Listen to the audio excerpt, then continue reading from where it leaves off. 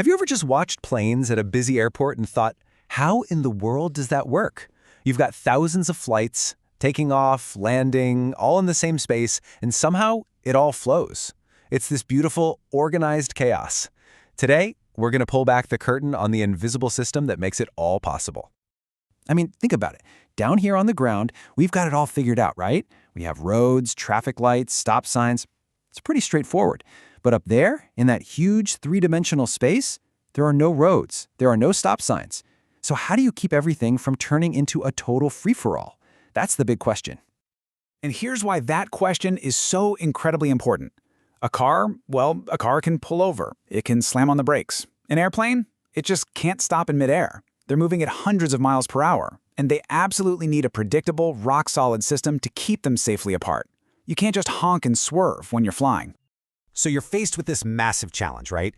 You've got these high-speed vehicles that literally cannot stop, all moving around in 3 dimensions. The pioneers of aviation came up with a solution that is just so incredibly elegant in its simplicity. And it all starts with an analogy we can all understand. This right here, from the FAA, is the key. You have to think about it just like you think about cars. To manage planes, you need roads. But since you can't exactly pave the sky, you have to create an invisible highway system.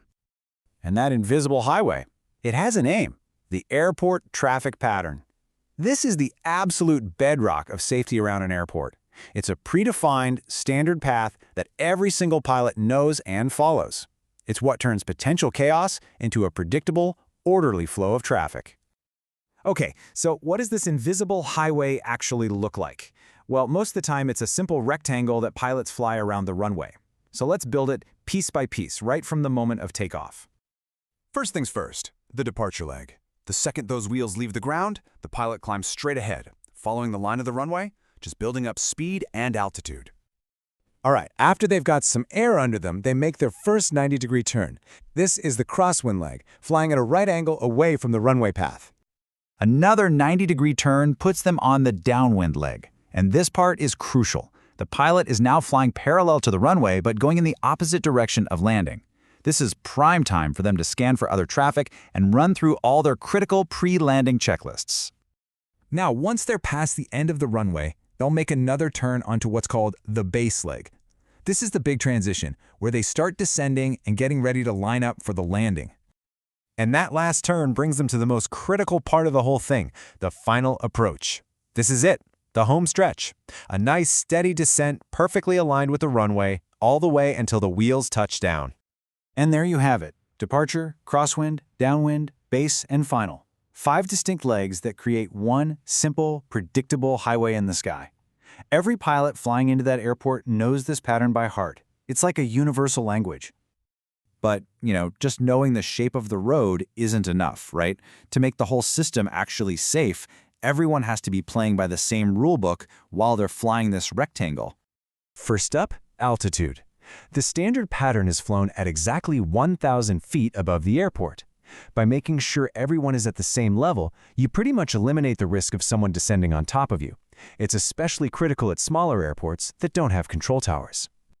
Next, there's a speed limit. You can't have a fighter jet screaming through the pattern at 400 miles per hour while a little Cessna is put along at 90. It wouldn't work. So there's a speed limit, usually around 200 knots or 230 miles per hour, to make sure everybody's speed is compatible.